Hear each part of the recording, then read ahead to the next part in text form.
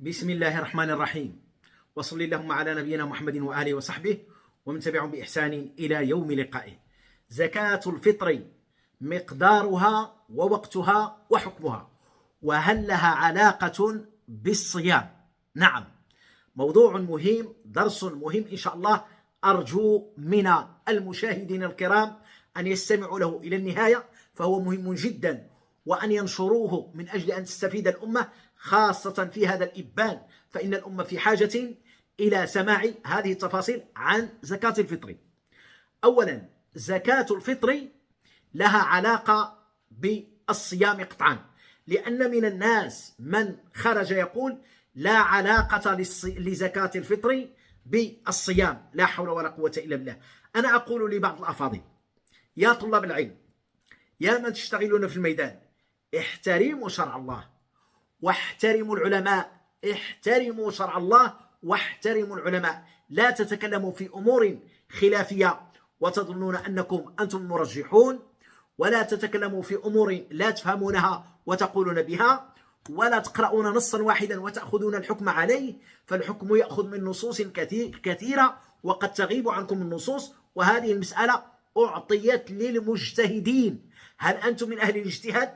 كثير ما نسمع بعض الدعاة يقولون في رأيي أن هذه المسألة لا تجوز، في رأيي أن هذه المسألة تجوز، خذوا عني هذا العلم، أنا أنزع عن رقبتي وأبلغ لكم، أنا أقول لكم ما قال الله قال الرسول، ويحسم ويتكلم في أمور خلافية، وقد يكون الصواب يعني يكون الصواب مع غيره، وهو يتكلم بتأكيد ويقول للناس خذوا عني. لا حول ولا قوة إلا بالله. من نحن أيها الأفاضل؟ من نحن؟ صغار نلتمس اليسير واليسير من أجل أن نزود به الناس، من أجل الحاجة والفاقة ومن أجل الضرورة.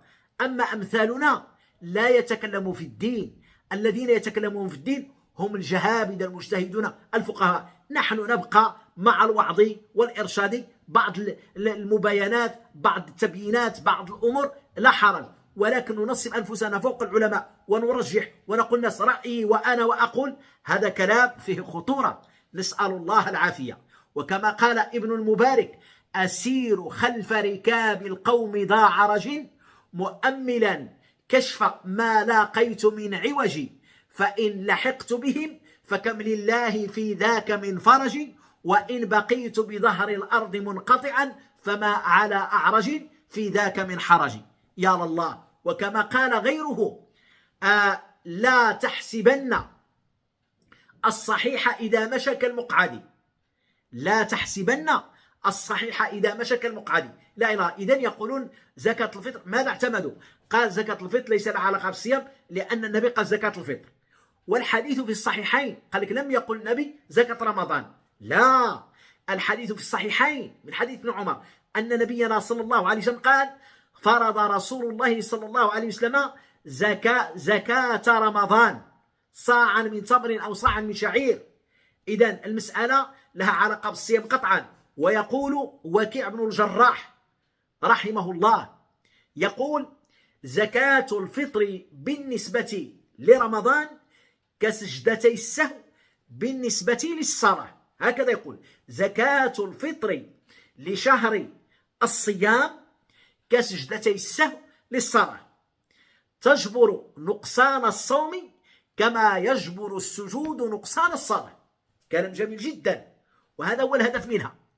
الآن أن زكاة الفطر فرضها رسول الله صلى الله عليه وسلم، وهذا رد على الذين يرفضون السنة ويقولون بأن النبي صلى الله عليه وسلم لم يشرع. ها هو رسول الله صلى الله عليه وسلم يشرع، هنا يشرع النبي صلى الله عليه وسلم السنة، فرض. أين زكاة الفطر في القرآن؟ أين طعمة للمساكين؟ أين حكمها؟ أين مقدارها؟ أين وقتها؟ كل هذا لا تجده في القرآن إلا في السنة. وإلا أنتم الآن تصومون رمضان وتقفون، لا تفعلون هذه الفرائض وهذه الخيرات اللاحقة والتابعة لرمضان. قال رسول الله صلى الله عليه وسلم، والحديث في الصحيحين: فرض رسول الله صلى الله عليه وسلم زكاة رمضان، وفي لفظ زكاة الفطر، صاعا من تمر أو شعير على الحر والعبد والذكر والأنثى والصغير والكبير من المسلمين. الحمد لله. إذن حكمها الآن فأنها فرض بهذا الحديث. الآن دابا بينا للناس أن لها علاقة بالصيام، الآن نتكلم في حكمها. نعم، نتكلم في حكمها، ثم نتكلم إن شاء الله في مقدارها، ثم في وقتها. الحمد لله، حكمها فرض كما سمعتم. طيب، مقدارها في حديث ابن عباس هنا حكمها فرض، ومقدارها صاعا فرض رسول الله، أي فريضة من الله تبارك وتعالى. صاعا، الصاع 4 أمداد من مده صلى الله عليه وسلم، صاعا من تمر أو شعير أو بر أو من أغلب قوت أهل البلد. هذا هو الأصل. من أراد أن يخرج زكاة الفطر بهذه المواد هذا هو الأصل، وهي الأفضل، لأن العلماء مجمعون عليها ومتفقون عليها الإجماع. كل العلماء أجمعوا على أنها تخرج من هنا جائز، أي من المواد. لكن القضية خلافية فيما يتعلق بالنقد، بل المذاهب كلهم قالوا بالمواد. أبو حنيفة وبعض أهل العلم قالوا بالنقود. على أي حال، مسألة خلافية. من أراد أن يخرج المواد فهو الأفضل والأحوط والأسلم، ومن أراد أن يخرج النقود المواد حوالي 2 كيلو ونصف، أي 2.5 كيلو من الدقيق أو من الشعير أو من الحبوب أو من الرز. هذا مقدارها من المواد ومن الحبوب. هذا مقدارها من الدراهم بالنسبة للمغاربة 20 درهما. 20 درهما للشخص، أي للنفس، للذكر والأنثى. للذكر 20 درهم، للأنثى كذلك. الحمد لله.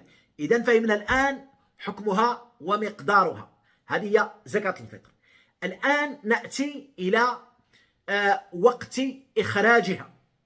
وقت إخراجها، قال الإمام مالك رحمه الله وغيره من العلم: لا بأس عن ابن عمر رضي الله عنهما، لا بأس أن تخرج قبل العيد بيومين، مثلا اليوم 8 أو اليوم 9، لا بأس بذلك. حتى من قال بعد ليلة القدر، بعد ليلة القدر إن شاء الله لا بأس أن تخرج، من أهل العلم قال بهذا. ووقتها الأصلي الواجب وهو أن تخرج بعد غروب شمس آخر يوم من رمضان وقبل الصلاة. هذا هو وقتها الحقيقي الأصلي، أن تخرج عند غروب الشمس من آخر يوم من رمضان، عند الغروب أي ليلة العيد، إلى صباح العيد وقبل الخروج إلى الصلاة. قال صلى الله عليه وسلم، والحديث عند ابن عباس رضي الله عنهما، والحديث في صحيح أبي داود من حديث ابن عباس رضي الله، حديث صحيح أبي داود من حديث ابن عباس أن نبينا صلى الله عليه وسلم، والحديث في صحيح أبي داود 1609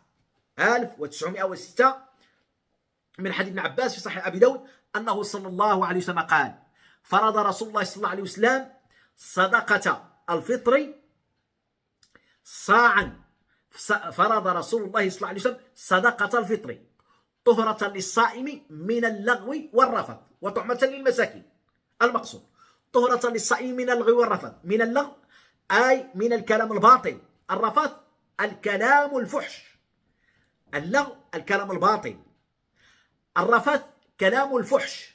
هكذا بينها أهل العلم رحمه الله.